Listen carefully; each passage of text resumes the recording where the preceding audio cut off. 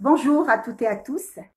Alors donc comme d'habitude, voilà donc le rendez-vous qu'on a toutes les semaines éventuellement en fait et sur lequel on s'est habitué, hein, c'est-à-dire il est là.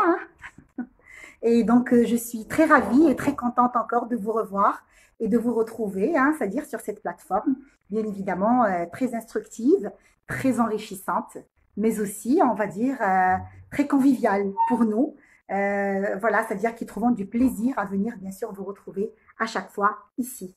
Alors, donc, comme tous les samedis, donc, le rendez-vous, on va dire, hebdomadaire avec moi, sur un peu des thèmes qui sont tout le temps relatifs, bien sûr, à la psychologie, hein, la psychologie des organisations, la psychologie des groupes, la psychologie du comportement ou la psychologie sociale. Et donc, on a vu un peu depuis que cette initiative a commencé plusieurs thèmes qu'on a discuté ensemble. Et donc là, aujourd'hui, je vous propose encore un autre thème, cette fois-ci, qui se rapporte à la psychologie sociale et donc comment gérer les personnalités difficiles en milieu de travail ou alors en milieu professionnel. Alors donc, vous êtes complètement en fait d'accord avec moi pour dire que, c'est-à-dire notre vie, elle est perturbée par des personnalités difficiles. On est d'accord. Je ne sais pas si c'est uniquement la mienne ou c'est un peu celle de tout le monde. Voilà. Donc, notre vie, elle est vraiment perturbée par des personnes très difficiles, des personnes toxiques, des personnes plus difficiles pour nous un peu de les comprendre ou alors éventuellement en fait de pouvoir les cerner. Mais encore est-il, il s'agit un peu de faire avec, il s'agit un peu de les connaître, de faire avec et de construire avec. On est bien obligé de toutes les façons. Alors donc, n'oublions pas aussi, on va dire un élément très important, c'est que nous sommes tous des personnalités difficiles. C'est-à-dire qui oserait dire parmi nous que lui, c'est une personne difficile et éventuellement en fait plus facile à vivre et plus facile bien sûr à construire avec, c'est pas possible. Voilà. Alors donc les hommes sont faits pour se faire la guerre, voilà. Et systématiquement, en fait, il ne peut pas y avoir de paix définitive éventuellement. Hein. Il n'y a que des armistices. C'est-à-dire, et ça a été prouvé depuis, on va dire, qu'Abel et Abel. C'est-à-dire que depuis toujours, depuis que l'homme est là, et donc il a toujours été question éventuellement en fait de confrontation et de conflit. Alors la vie éventuellement sociale est une vie qui est faite de conflits, qui est faite éventuellement d'interaction. Et parce qu'il y a interaction, il n'y a pas forcément, on va dire, voilà, c'est-à-dire entente facile avec les uns et les autres, etc. Alors donc, beaucoup d'opportunités pourraient s'affirmer entre les uns et les autres. Beaucoup d'enjeux pourraient aussi grandir entre les uns et les autres. Donc voilà, et c'est ce qui fait que dans nos relations avec les autres, on va essayer chacun, voilà, c'est-à-dire de s'exprimer ou alors de vouloir éventuellement gagner l'enjeu en sa faveur ou peut-être bien fait de pouvoir éventuellement fait mettre en place, j'ai envie de dire, une autorité, un pouvoir ou autre. Et systématiquement, en fait, on aura tout le temps, voilà, c'est-à-dire des difficultés à gérer, qu'elles émanent de nous ou qu'elles émanent des autres, mais il y aura toujours des difficultés éventuellement à gérer dans ce sens. Alors, donc, comment bien vivre les conflits et puis comment éventuellement surtout bien gérer ces personnalités difficiles au quotidien dans bien sûr la vie professionnelle. Alors donc, ce qu'il faut savoir pour gérer les personnalités toxiques en entreprise, c'est que d'abord, il faut être capable de connaître le type de la personnalité. Parce qu'on va voir qu'il s'agit de plusieurs personnalités et qu'éventuellement, on en rencontre plusieurs aussi. Donc, il faut d'abord être capable d'identifier le type de cette personnalité. Un. Alors deux, développer sa confiance en soi, c'est-à-dire sa confiance en soi en tant que personne pour être capable de pouvoir gérer ces personnalités-là. Parce qu'autrement, on serait nous-mêmes, on va dire, victimes de notre ego, nous-mêmes victimes de nos problématiques personnelles et individuelles, et du coup, on est systématiquement incapable de gérer le conflit, bien sûr, avec l'autre. Et du coup, d'abord, ce que je vais faire avec vous aujourd'hui, c'est d'abord essayer un peu de faire défiler les différentes personnalités dites difficiles en entreprise, telles qu'elles étaient, bien évidemment, on va dire, reconnues par les sciences sociales et telles qu'elles étaient, bien sûr, étudiées, analysées par les sciences sociales. Un, et de deux, je vais vous donner, bien sûr, les moyens, bien sûr, qui vous permettent de vous doter en confiance en vous et puis comment vous pouvez éventuellement gérer, bien sûr, les problèmes avec ce type de personnalité. Alors, la première personnalité par laquelle, et puis je rentre directement dans le vif du sujet, le timing qui m'est, on va dire, consacré sur cette belle plateforme, c'est 1 heure à ne pas dépasser. Et donc, j'ai d'autres experts qui vont bien sûr me poursuivre. Et puis, je dois être très, on va dire, efficace, mais aussi, on va dire, très synthétique. Et je rentre direct dans le vif du sujet et je commencerai par la première personnalité que j'aurai à étudier avec vous aujourd'hui, à savoir le psychorigide. Voilà. On a tous bien en fait côtoyé des personnes psychorigides en entreprise. Alors, quelles sont les caractéristiques du psychorigide? Voilà. Il se borde dans les moindres détails, c'est-à-dire il a la loupe du détail et il s'intéresse aux détails, systématiquement aux détails. Alors, il ne sort pas du cadre qui s'est fixé. Voilà. Donc, quand il y a une procédure, quand il y a un process, quand il y a une façon de faire, il ne veut rien créer, il ne veut rien squatter, il veut rien essayer. Il reste systématiquement, on va dire, dans le cadre. Alors, tout est important pour lui. Rien ne peut éventuellement être pas important. Il peut fermer l'œil sur rien, il ne peut pas avancer les choses, il ne peut pas faire passer les choses, pas du tout. Alors, pour lui, tout est important et tout devrait avoir toute son importance. Il n'a pas confiance en lui ni dans les autres. C'est systématique. C'est quelqu'un qui ne se fait pas confiance, mais en même temps, il fait confiance en personne. Ce qui fait qu'il est systématiquement très psychorigide. On les appelle les psychorigides. Alors donc, devant des personnalités pareilles, elles sont nombreuses en entreprise, devant des personnalités pareilles, quel serait le comportement à adopter pour mieux gérer un psychorigide dans l'entreprise? Alors, il faut d'abord être capable de le rassurer en permanence par les paroles. Il a besoin d'être rassuré. C'est-à-dire, vous avez raison, vous avez bien fait, je vous comprends, je comprends un peu votre angoisse, je comprends un peu le souci, je comprends votre persévérance, alors je comprends un peu le fait que vous soyez garant éventuellement de cette règle ou de cet ordre-là. Et éventuellement, il faut le rassurer par rapport à son comportement. Ne pas lui montrer que vous le jugez, ne pas lui montrer que vous le rejetez, ne pas lui montrer que vous êtes un peu, que vous trouvez que sa façon un peu, elle comporte de l'incompétence. Pas du tout, mais plutôt être en mesure de le rassurer, mais également de le rassurer par rapport à son comportement et ne pas juger son comportement. Et puis, ne pas se laisser piéger par sa rigidité, c'est surtout ça. Ça veut dire que c'est quelqu'un qui va faire en sorte de tout le temps vous piéger par sa rigidité, de tout le temps éventuellement vous ramener ou alors vous tirer vers le bas parce qu'il donne trop d'importance à tous les détails, etc. Et donc, il faut être en mesure éventuellement de le rassurer, certes, mais sans tomber, bien sûr, dans le piège de sa rigidité. Et puis, éventuellement, en fait, voilà, c'est-à-dire être, être tout le temps suffoqué, ou alors vous avez l'impression que c'est toxique, vous étouffez par, bien sûr, cet excès de rigidité qu'il met en place dans, bien sûr, le travail, voilà, dans la relation avec vous. Voilà. Alors, maintenant, le deuxième profil. Puis, je pense qu'il y a beaucoup de psychorigides, bien sûr, en fait. Moi, j'en ai connu dans ma vie, j'en connais toujours. Alors, donc, maintenant, le deuxième type de personnalité, à savoir le fainéant. Alors, quelles sont les caractéristiques du fainéant? Il remet systématiquement au lendemain, tout le temps au lendemain. C'est-à-dire, il ne fait jamais les choses autant qu'il faut les faire. Ça se remet tout le temps systématiquement. Il est persuadé de travailler beaucoup plus que vous ne le croyez. Il en est convaincu. C'est-à-dire, tu as l'impression qu'il ne travaille pas, mais lui, il est persuadé qu'il travaille plus qu'il ne le faut et qu'il travaille même plus que les autres. Il en est complètement convaincu. Alors, la conduite à tenir avec le fainéant en entreprise. Alors, c'est un peu le disque rayé, j'ai envie de dire. Répétez en permanence vos demandes sans vous énerver ni vous décourager. Pour booster le fainéant à travailler, il faut lui rappeler, le lui rappeler, le relancer encore, le relancer encore.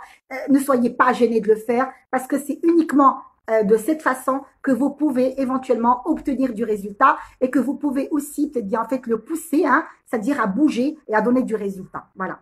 Alors deuxièmement, il faut tout le temps en fait envisager une évacuation sanitaire éventuellement parce que dites-vous bien que vous allez être là aussi frustré, vous allez aussi être tiré vers l'échec, à chaque fois déçu de pouvoir répéter les choses encore et aller courir après lui. Donc, systématiquement, voilà, pensez à votre évacuation sanitaire pour éventuellement ne pas vous sentir frustré, hein, voilà, vous-même, mais n'arrêtez pas d'insister et le suivre et le poursuivre. Voilà. Alors, maintenant, la troisième personnalité, mes amis, c'est le pervers. Voilà. Quelles sont les caractéristiques du pervers? Il jouit de voir qu'il vous fait souffrir. C'est simple, voilà. Ou que vous avez du mal.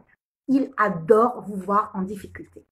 Il aime vous voir en difficulté et il adorerait vous voir en train de souffrir ou aller très mal éventuellement dans le travail que vous avez à faire ou dans le contexte qui est éventuellement le vôtre aujourd'hui. Il adore vous humilier en public. Ça pourrait être des fois des managers, il faut quand même très attention. Voilà, il adore vous humilier en public. Éventuellement, il vous pousse à la faute. Voilà, donc vous sentez que systématiquement, en fait, il vous stresse, il vous met la pression, juste carrément, en fait, vous poussez vers la faute ou vers l'erreur. C'est un peu un type de, c'est un type éventuellement d'harceleur. Hein. C'est un peu un genre d'harcèlement. Et donc, il est le plus toxique de toutes les personnalités que j'aurai bien évidemment en fait à partager avec vous aujourd'hui. Alors maintenant, comment se conduire face à un pervers en entreprise? Rester froid, ne pas brancher, ne pas éventuellement être stimulé par ses réactions. Maîtrisez vos émotions avec lui parce qu'il adorerait vous voir en colère, il adorerait vous voir éventuellement énervé ou alors systématiquement en fait être sur des réactions qui vous induiraient en erreur.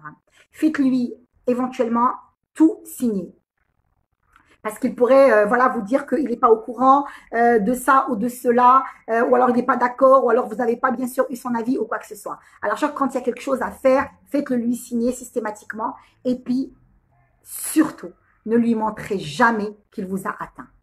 Il ne devrait pas être au courant parce que s'il voit qu'il a de l'impact sur vous, ben systématiquement en fait il va, voilà, c'est-à-dire il va plus vous piéger. Alors Abdelaziz me dit, et si on rassemble un psychorigide et un fainéant dans un même travail, ben écoutez, vous aurez un comportement qui est différent vers l'un et vers l'autre. Je vous ai dit un peu comment gérer un psychorigide et puis comment gérer un fainéant, voilà. Donc vous aurez systématiquement, on va dire, un traitement qui est personnel et individualisé pour chacun, voilà Abdelaziz. Mais de toutes les façons, vous êtes mal tombé si vous avez les deux éventuellement au travail. Je vous souhaite bon courage. Alors donc, le quatrième type de personnalité dont je voudrais parler aujourd'hui, c'est le médisant. Alors, qu'est-ce que le médisant? Quelles sont ses caractéristiques? Alors, il dit du mal de tout le monde. Alors là, personne n'échappe. Il va dire du mal de tout le monde, il rate personne, il parlera méchamment de tout le monde. C'est un expert pour dresser les gens entre eux. Il arrive aussi, on va dire, à créer les conflits les uns avec les autres et systématiquement, voilà, à créer, j'ai envie de dire, voilà, c'est-à-dire une sorte de voilà, c'est-à-dire de problématiques sociales les uns avec les autres. Alors, quelle est la meilleure conduite avec un, bien sûr, médisant? C'est le démasquer auprès des autres. Il faut franchement jouer le jeu voilà, c'est-à-dire de dire un peu les choses à haute voix et puis devant tout le monde. Voilà, il faut le démasquer devant tout le monde. Genre, il vous dit, monsieur a dit ça, ben, systématiquement, le monsieur, il passe vous, bon voilà, il m'a dit que vous avez dit ça, pourquoi vous l'avez dit? Ça, c'est la meilleure façon. Systématiquement, vous l'arrêtez. Voilà. Ou alors le prendre à son propre piège. Voilà, donc ça va, bah, si un peu vous êtes à l'aise avec la deuxième démarche, vous allez voir un peu avec quelle démarche vous êtes plus à l'aise. Est-ce que pour vous, c'est plus facile un peu de le démasquer devant tout le monde ou alors vous préfériez éventuellement le prendre à son propre piège. Voilà, c'est quand vous voulez. Maintenant, le paranoïaque. Voilà, alors le parano en entreprise. Quelles sont les caractéristiques du paranoïaque au milieu de travail? Il pense que tout le monde lui en veut. Alors, tout le temps, il est dans les suspicions, tout le temps, il est dans les réflexions et tout le temps, il est en train de se dire qui a parlé de moi, ils ont dit ça de moi, ils ont dû raconter ça de moi, voilà, ils me font un piège, je devrais faire attention, ils voudraient me piéger, ils voudraient bien sûr me faire un coup bas, je devrais m'attendre à ça, c'est sûr qu'ils vont bien sûr me faire ceci ou cela. Bref, il vit dans la paranoïa, mais vraiment totale. Le syndrome de la forteresse assiégée et du coup, il est tout le temps prêt au pire. Et tout le temps, il s'apprête au pire. Et puis, vous parlez, il vous répond parce qu'il vous répond d'une manière parce qu'il s'attend éventuellement au pire. Vous voyez ce que je veux dire? Et puis, il fait un travail, il s'attend à ce que vous allez bien évidemment le casser. Et donc, c'est une vraie forteresse. Et dans sa façon de travailler, il est toujours prêt. Il est toujours sur l'attaque, j'ai envie de dire, ou alors sur la défensive. Il est toujours prêt. Et tu n'as pas, et puis c'est quelqu'un qui n'a pas confiance en lui, systématiquement pas du tout confiance en lui. C'est pour ça qu'il se reproche des choses. Il a l'impression que les choses qui se reprochent à lui, ben les autres lui reprochent à lui également. Et donc il pourrait être très toxique en entreprise. Sincèrement, il pourrait être une personne très toxique en entreprise. Alors, comment se conduire avec un paranoïaque? Ben écoutez, il faut être capable de le rassurer. Il a besoin d'être rassuré. Ça se voit. Voilà, ça se voit. Quelqu'un qui tout le temps, il est en train d'imaginer qu'il y a bien sûr des coups qui sont montés derrière son dos. Quelqu'un qui est tout le temps en train d'imaginer qu'on est en train bien sûr de fabriquer des choses derrière son dos, etc. Ben, il faut être en mesure bien sûr de créer la zone de confiance avec lui et surtout être capable de le rassurer. Voilà, c'est un peu le travail à faire avec lui en tant que manager ou alors aussi en tant que collaborateur, pourquoi pas.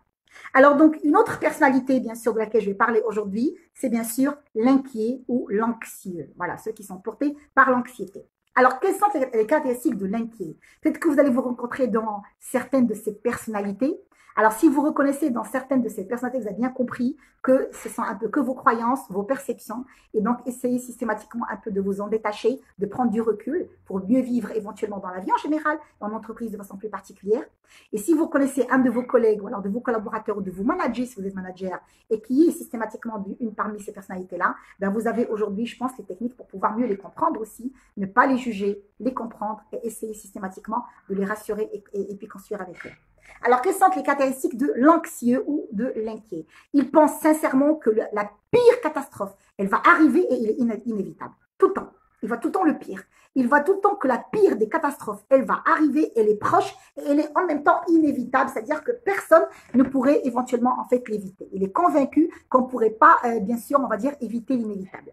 Alors, son discours, c'est tout le temps, on n'y arrivera pas, on n'y arrivera jamais, j'en étais sûre, personne ne pourrait y arriver, personne ne pourrait bien sûr le réussir. Il est dans cet état de fait, tout le temps.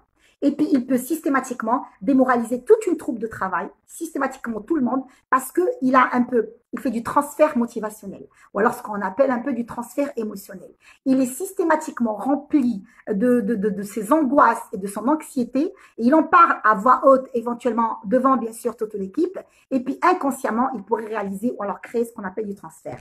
Alors, comment se conduire avec l'anxieux ou avec l'inquiet en équipe? C'est simple, il faut également le rassurer en permanence si nous sommes son manager ou alors nous sommes un collaborateur qui a un enjeu professionnel avec lui et qu'on a besoin bien sûr qu'il soit plus productif en entreprise. Voilà, donc premièrement, le rassurer en permanence. Deuxièmement, ne pas le brusquer. Faire attention à ne pas le brusquer parce qu'il est déjà angoissé, il est déjà anxieux et du coup, à la simple, bien sûr, bousculade, il risquerait systématiquement de perdre de confiance, de voir le pire un peu partout et donc de réagir de façon négative. Et pourquoi pas à chaque fois recommencer avec lui pour un peu le rassurer, à chaque fois recommencer avec lui pour le rassurer, surtout quand on est manager et qu'on a besoin éventuellement de, bien sûr, le mettre en entreprise. Alors, j'arrive à une autre personnalité aussi qui est très, très, on va dire, spécifique en entreprise, c'est le manipulateur. Alors, quelles sont les caractéristiques du manipulateur en entreprise? Alors, son ambition. Alors, il vous domine de manière douce. Voilà. Il est là, il a le mot qu'il faut, la gentillesse qu'il faut. Il se situe au moment qu'il faut, à la place qu'il faut, avec le mot qu'il faut. C'est-à-dire qu'il a, on va dire, toutes les qualités pour éventuellement, en fait, vous dominer de manière très douce que vous ne voyez pas le danger arrive, en fait, en train d'arriver. Il est tellement là, et c'est tellement illicite que vous ne le voyez pas venir, j'ai envie de dire.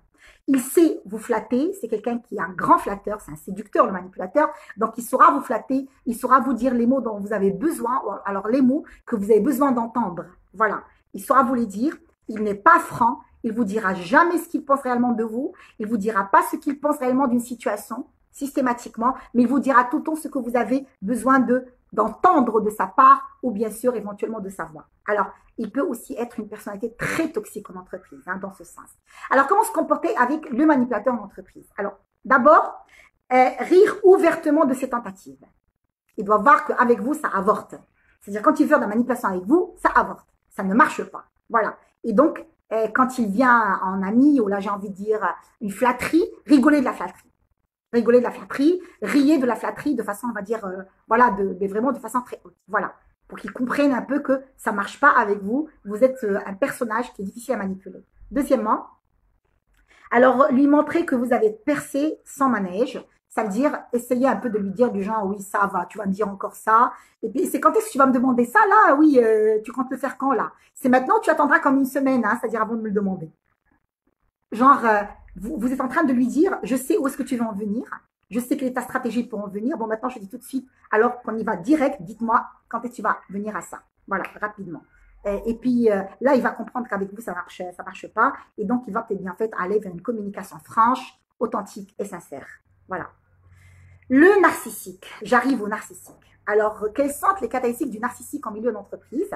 Il se trouve très beau et très intelligent. Moi, j'ai fait, moi, je sais faire, moi, j'ai réalisé, moi, j'étais capable de faire, moi, je fais ça bien, moi. C'est-à-dire qu'on est tout le temps un peu affronté à cet éloge du moi avec lui en entreprise. Il a besoin des autres pour se mettre en valeur à ses propres yeux.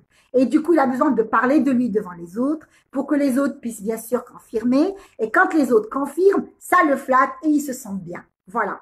Et donc, systématiquement, il utilisera les autres pour une flatterie personnelle, vous voyez, ou alors par une mise en valeur personnelle.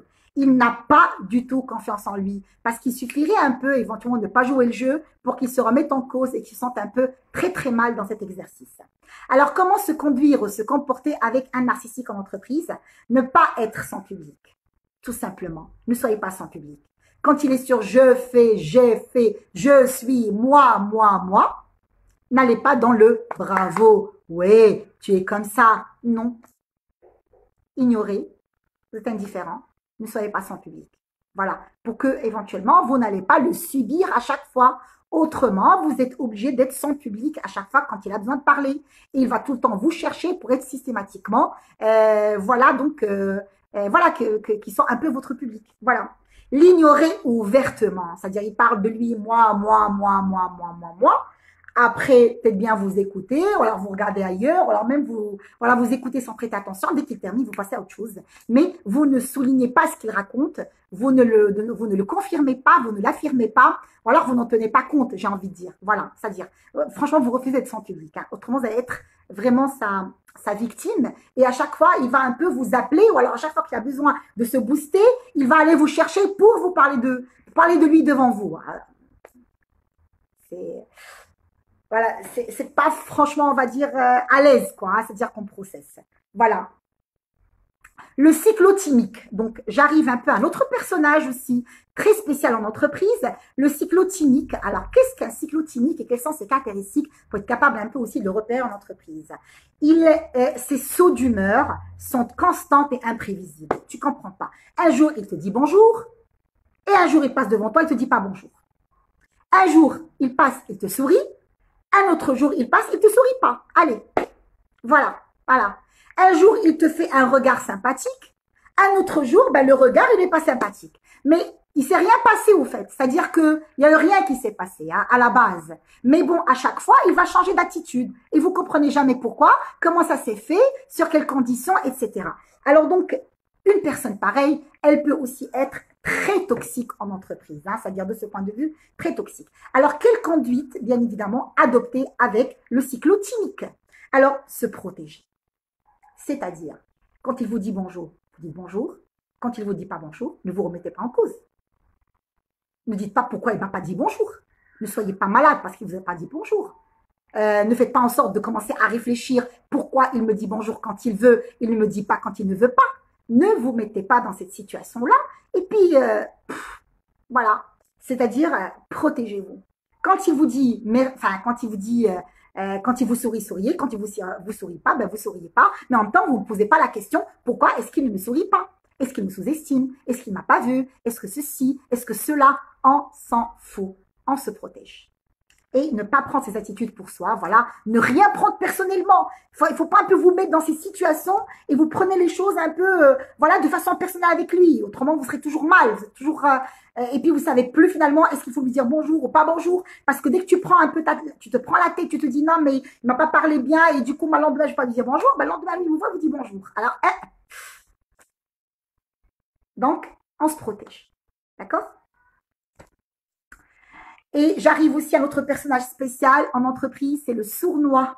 Alors, quelles sont les caractéristiques du sournois? Alors, donc, il n'est pas du tout franc. Pas franc du collier. Voilà. Il vous dit pas ce qu'il pense réellement. Il est sournois. C'est-à-dire, il te donne toujours le message caché par un autre message et qui cache encore un autre message. Bref, voilà, c'est-à-dire il y a toujours beaucoup d'étages de messages, hein, systématiquement. Voilà. Alors donc, pas courageux, pas du tout, parce qu'il n'arrive pas à te dire les choses franchement, Du coup, il va chercher à te les faire passer sous la table, d'accord? Des petits messages comme ça qu'il te fait passer sous la table parce qu'il n'a pas le courage de venir te parler, voilà, de façon très franche et de te dire un peu ce qu'il pense de façon réelle. Il répand des rumeurs sur les autres. Voilà, c'est surtout ça. Il va commencer un peu à répandre la rumeur, à parler à droite et à gauche. Bon, il n'est pas franc. Il vient pas te parler directement, te dire ce qu'il pense directement. Pas du tout. Il aura bien sûr des façons de te faire passer le message, mais systématiquement, comme je disais, avec des souches. Mais alors là, des niveaux assez pluriels en bas. Et du coup, c'est beaucoup de sous la table, etc. Beaucoup de bruit de couloir. Euh, il est très toxique. Alors, comment se conduire avec ce type de personne? Le démasquer. Bonjour, tu as dit ceci. Ou tu as dit cela, ben pourquoi? Ou alors, qu'est-ce que tu voulais dire en disant cela? Quand tu me dis ça, j'ai pu comprendre ça. Est-ce que selon toi, c'est ce que je devrais comprendre? Et puis vous leur parlez direct. Voilà. Au but, tu lui dis, voilà, tu as dit ça, j'ai compris ça. Alors, qu'est-ce que tu veux dire? J'ai entendu la rumeur telle, j'ai entendu que tu as dit ça à telle personne. Est-ce que tu voulais dire ça? Direct. Et là, il va comprendre qu'avec vous, ce jeu ne marche pas. Ou alors, ne jamais lui tourner le dos. Voilà. C'est-à-dire, ne lui faites pas confiance. C'est sine qua non. Alors, j'arrive aussi à un autre personnage, mes amis, cette fois-ci, l'hermétique au changement. Hermétique au changement. Alors, je m'explique. Comment on peut le reconnaître? Alors, ces caractéristiques, il est paniqué pour tout changement. Tu lui dis, on change cette façon de rédiger le mail, il est mal. On change cette façon de travailler, il est mal. On change peut-être bien fait les horaires auxquels on va rentrer et sortir, il est mal. Hermétique au changement, c'est-à-dire dès qu'on lui dit qu'un petit changement de 0,01%, il est très très mal, il le vit mal, pas possible. Il voit toujours le côté négatif du changement. Non mais on va changer, on va tomber dans ce problème-là, on va changer systématiquement négatif. Systématiquement négatif, il veut pas changer sa façon de faire, ce qu'il avait l'habitude de faire, comme il avait l'habitude de le faire, il veut absolument rien changer. Il part battu d'avance, donc en disant que ça n'a pas marché et que ça va être très difficile et que voilà, ça va un peu créer beaucoup aussi de problématiques. Bref. Et puis, il n'a pas du tout confiance en lui. C'est pour ça qu'il a peur du changement. Parce qu'il pense qu'il n'a pas les compétences requises. Il pense qu'il n'a pas les aptitudes qui lui permettent de pouvoir s'adapter au changement, composer et aller vers l'avant éventuellement avec le changement. Voilà. Alors donc, comment se comporter avec l'hermétique au changement? Le rassurer sur ses compétences, le rassurer sur ses aptitudes, le rassurer sur sa personne, le rassurer de manière à ce qu'on puisse éventuellement l'aider à accepter le changement et surtout être un peu convaincu qu'il est capable de mieux vivre dans le changement. Et anticiper tout changement pour le préparer mentalement. C'est-à-dire, si vous voulez, en tant que manager, éventuellement changer une façon de faire, ou alors un travail qu'il a l'habitude de faire ou quoi que ce soit, avant de le mettre devant le fait accompli et bien sûr enclencher le changement, prenez comme le temps de beaucoup en parler avec lui à l'avance. Prenez le temps de beaucoup le préparer mentalement pour ce changement avant bien évidemment en fait de le mettre devant le fait accompli ou alors devant bien sûr on va dire voilà donc devant la situation. Il a besoin bien sûr d'une bonne préparation mentale parce qu'à la base il se conçoit qu'il n'est pas éventuellement en fait bon, hein, c'est-à-dire pour pouvoir le réaliser. Alors Malouane me pose la question comment on change quelqu'un qui touche ses cheveux trop? Ah oui voilà merci. Le tyran. Ses caractéristiques. Il persécute son entourage. Alors, on a tous vu éventuellement en fait ce personnage, le tyran, en entreprise. Il persécute son entourage, donc voilà, ça peut aussi, on le voit beaucoup plus chez les managers. Alors, je m'explique, tu as par exemple un manager qui est persécuteur. Alors, à chaque fois, il vous persécute. À chaque fois, bien sûr, on va dire, pourquoi tu n'as pas fait ça? N'oublie pas de faire ça. Il faut faire ceci. Il faut faire cela. Alors, n'oublie pas que j'attends cela. Il te donne un travail, mais en te donnant ce travail, il ne te lâche pas. Il te poursuit tout le temps. Il essaie éventuellement tout le temps de, voilà, c'est-à-dire de te relancer, venir après toi, etc. Il se sent fort par rapport aux autres. Ben voilà, c'est pour ça qu'il les, j'ai envie de dire, les tyrannise. Parce qu'il se sent plus fort qu'eux. Parce que éventuellement, en fait, il a l'impression qu'il est plus compétent que les autres. Il est même convaincu que les autres ne sont pas compétents. Et systématiquement, qu'est-ce qu'il fait? Il va aller à chaque fois les persécuter. Il va aller à chaque fois un peu les driver dans le travail, etc. Et puis souvent, quelqu'un qui a été malmené déjà dans son activité. C'est comme ça qu'on l'a géré. Et c'est comme ça qu'il a compris qu'il pourrait être compétent en gérant les autres. C'est systématique. Vous devez savoir que tout dans la vie, éventuellement, se répète. c'est un peu des ancrages. C'est-à-dire quand vous avez un manager éventuellement dans votre passé, ou alors peut-être bien vos parents, ou alors peut-être bien en fait vos professeurs, des personnes que vous avez rencontrées, bien sûr, on va dire dans la vie. Et donc ces gens-là, ils avaient une façon bien sûr de vous gérer, et vous les voyez en tant que modèle, et vous avez vu finalement que ce modèle a été une success story quelque part, etc. Inconsciemment, vous avez ancré le modèle, et aujourd'hui, quand vous gérez vos collaborateurs, alors quand vous êtes en train bien sûr de parler, ou alors de travailler en équipe, vous allez développer les mêmes mécanismes. On les appelle aujourd'hui un peu les automatismes. Vous avez développé des automatismes et ces automatismes, ils vont systématiquement faire surface de façon inconsciente éventuellement quand vous êtes, voilà, c'est-à-dire en train de travailler. Eh ben, le tyran, c'est quelqu'un qui pense être supérieur par rapport aux autres, et les compétences que les autres n'ont pas, et donc il tyrannise les autres dans le travail. La conduite à tenir avec un tyran. Alors, ne pas être seul face à lui, et puis se confier aux autres. C'est très bien un peu, voilà, de parler avec les autres pour comprendre. Est-ce qu'il fait ça uniquement avec vous ou avec les autres? Parce que si vous pensez qu'il le fait systématiquement, merci Malouane, alors parce que si vous pensez que systématiquement il le fait uniquement avec vous, vous pouvez le prendre personnellement. Et si vous le prenez personnellement, ça va aller vers d'autres problématiques. D'accord? Maintenant, il faut faire en sorte, bien sûr, de savoir est-ce que c'est voilà, c'est partagé et donc il est un tyran et ce n'est pas personnel. Il ne le fait pas uniquement avec les uns et pas avec les autres, mais c'est plutôt, on va dire, général. Alors, recadrez la discussion avec lui. Quand il commence systématiquement à vous persécuter, donne ce travail, fais ceci, fais cela, tu peux éventuellement par téléphone ou alors de vive voix recadrer la chose en lui disant, écoute, voilà, donc j'ai tel timing pour faire telle chose, ou alors bien sûr le délai pour remettre ce travail est tel ou tel, et puis voilà, donc pour un peu recadrer aussi les délais avec lui, etc. Et puis relativiser, ne prenez pas les choses de façon personnelle avec lui. Bon, écoutez, s'il le fait peut-être voilà, parce qu'il trouve du plaisir, parce qu'il est comme ça, parce que c'est son personnage, et puis arrêtez de le prendre personnellement. Voilà. Alors donc j'ai une question de la part de Nages qui me dit comment gérer les personnes atypiques comme les autistes et les surdoués dans notre équipe comme manager. D'accord. Alors donc, un autiste dans la vie sociale et un autiste en équipe en entreprise, il faut déjà être sûr que c'est un autiste, hein, parce que après il faut être sûr éventuellement que c'est réellement, il a été diagnostiqué en tant qu'autiste et que en entreprise, voilà, c'est-à-dire il est avec vous. Ça c'est ça quoi, parce que je ne sais pas si les autistes ils arriveraient éventuellement en fait à une vie sociale dans ce sens. Alors donc s'il a été diagnostiqué en tant que tel, c'est-à-dire en tant qu'autiste, donc le mode de management devrait être systématiquement individualisé et personnalisé. Je vous conseille, Najette, de bien vous pencher sur, voilà, de bien connaître déjà les réactions d'un autiste, comment ils sont, et puis de bien éventuellement, voilà, c'est-à-dire voir comment se fait sa perception de l'extérieur, sa perception de l'environnement, parce que ils ont systématiquement des problématiques de phobie sociale, de communication en groupe, etc.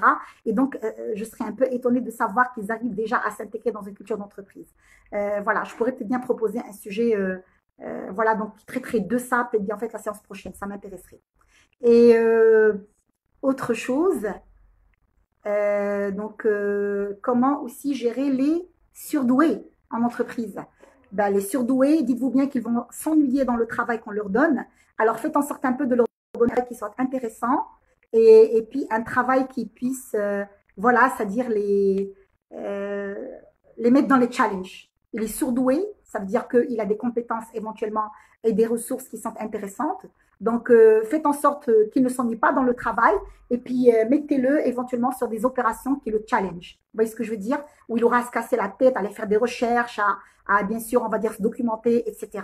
Il sera plus à l'aise dans certaines activités plus complexes et plus compliquées peut-être, qui le mobiliseraient davantage et qui ne l'ennuieraient pas.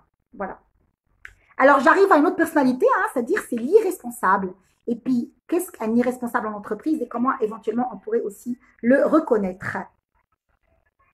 Alors, ce n'est pas de ma faute, ce n'est pas de moi, c'est eux. Tout le temps.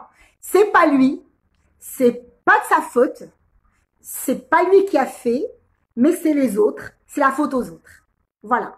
Donc, il a l'art et la manière de se déresponsabiliser et de mettre sa responsabilité sur le dos des autres. Alors donc, il a peur, il est en état de faiblesse.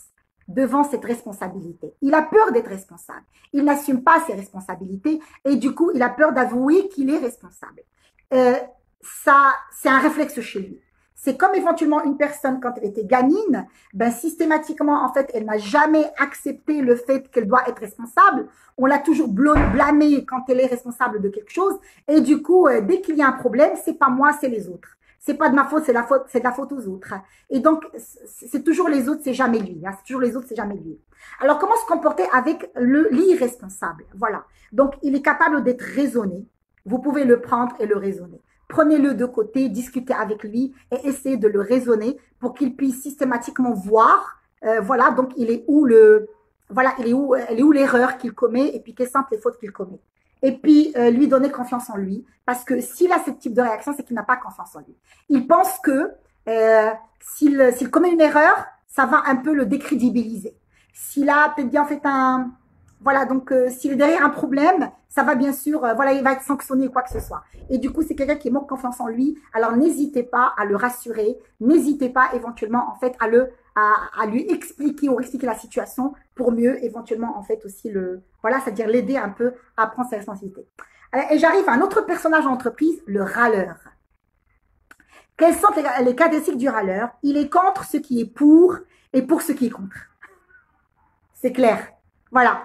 Il est comme ça. C'est-à-dire, voilà, c'est le psychologue Pierre Dac qui a bien défini le râleur. C'est un peu ça. Il est contre ceux qui sont pour et il est pour ceux qui sont contre. Il a des idées surtout, mais surtout des idées, bien sûr, qui ne sont pas, on va dire, très intéressantes. Voilà, c'est un peu ça.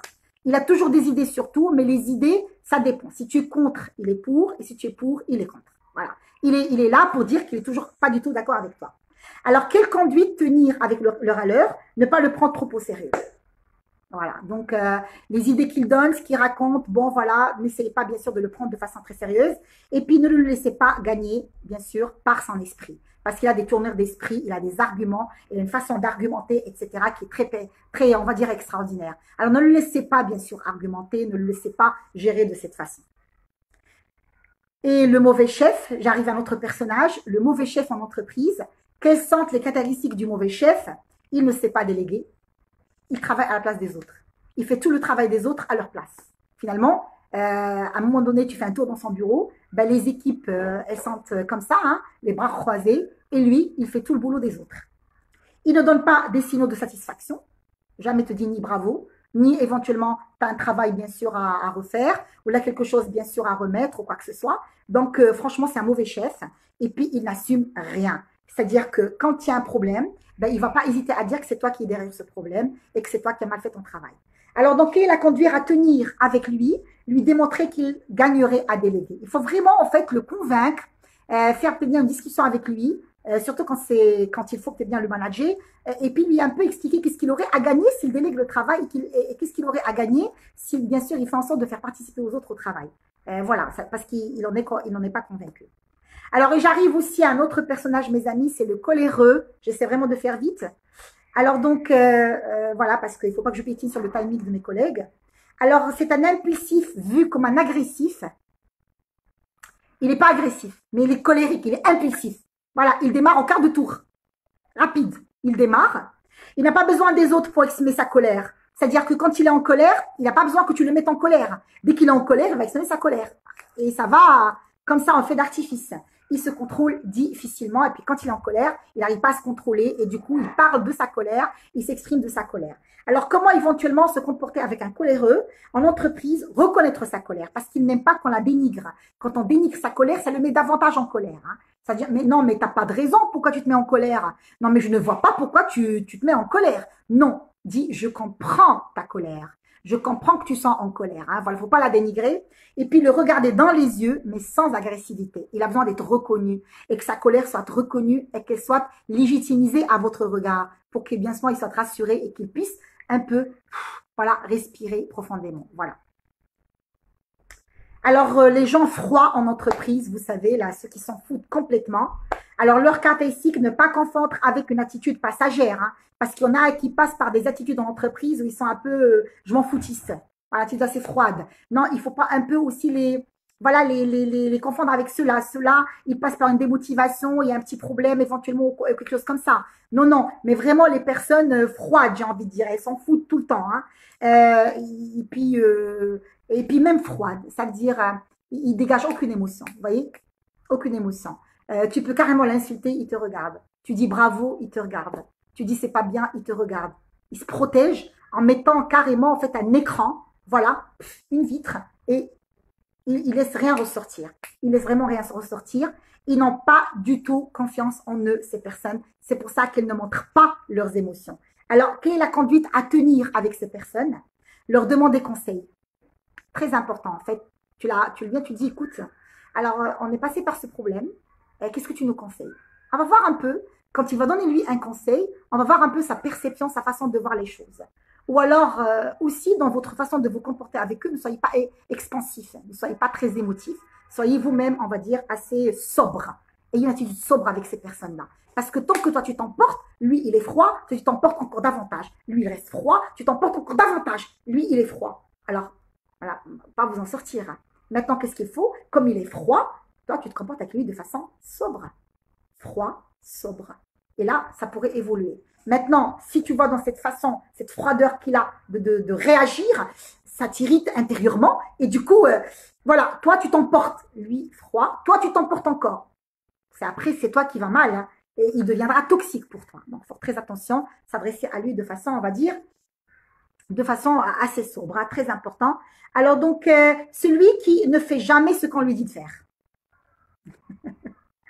Voilà, donc celui qui dit jamais ce qu'on, voilà, il fait jamais ce qu'on lui dit de faire. Fais ça, ok, il fait pas. Viens à l'heure demain, ok.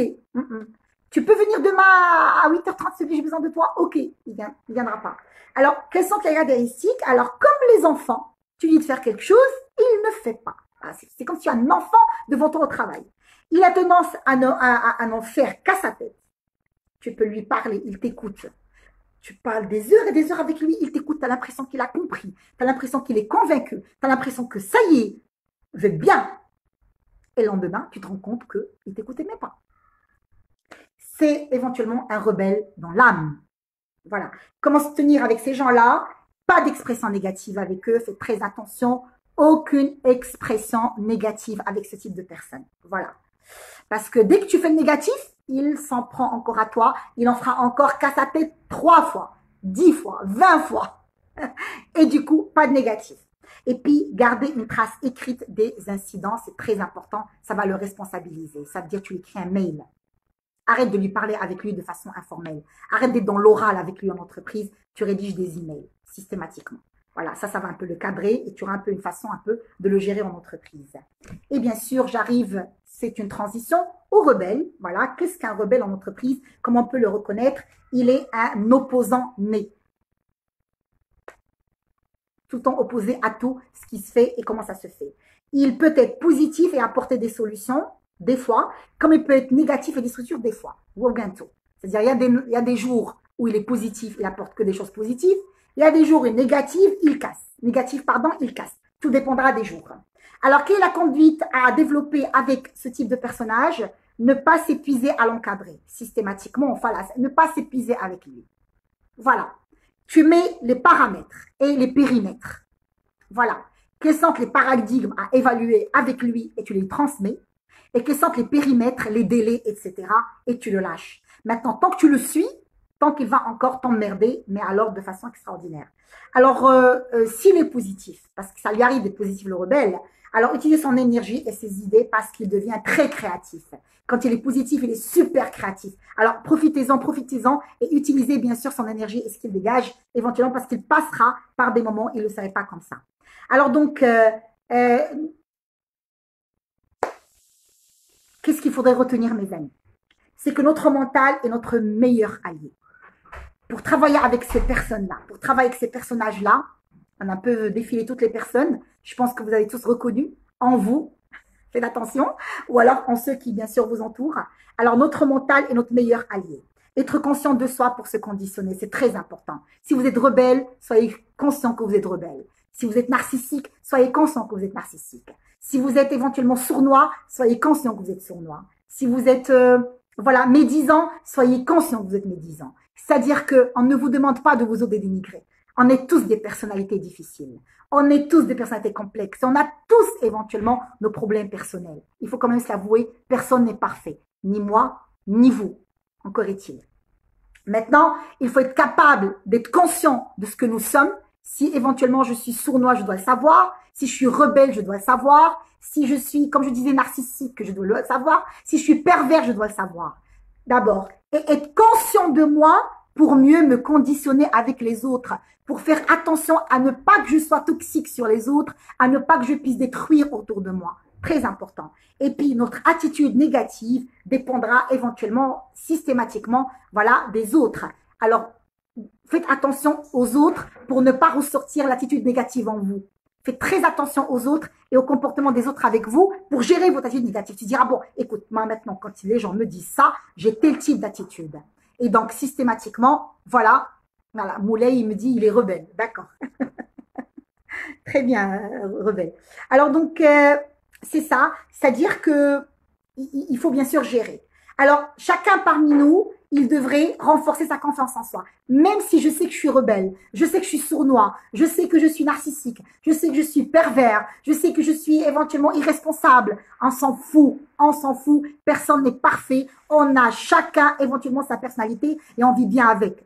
Voilà. Maintenant, il faut être capable de prendre conscience de mes qualités. Si je suis sournois, quelles sont les qualités que j'ai d'ailleurs? Voilà, et qui autre que ça. Je suis irresponsable, quelles sont les qualités que j'ai d'ailleurs au-delà de ça? Et donc, chacun de nous devrait être capable de reconnaître ses qualités. Quelles sont les qualités que j'ai? Un, se concentrer sur ses petites victoires personnelles. Si par exemple, je suis coléreux et puis il y a quelqu'un éventuellement qui me met en colère en entreprise, mais je ne déclare pas ma colère, je ne crie pas.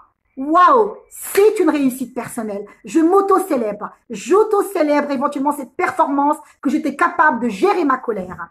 Peut-être bien, je suis médisant et donc à une situation donnée, je voulais dire un truc méchant, mais je ne l'ai pas dit. J'ai résisté, j'ai rien sorti de méchant. C'est une réussite. C'est extraordinaire. Je m'auto-célèbre éventuellement dans ces, bien sûr, voilà, donc dans ces perspectives-là.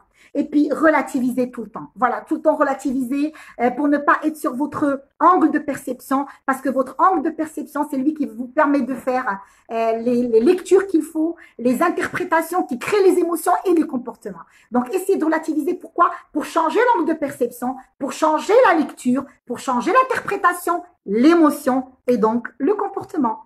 Et puis, faire des choses qui, bien sûr, nous font peur ou qui nous inhibent. C'est très important.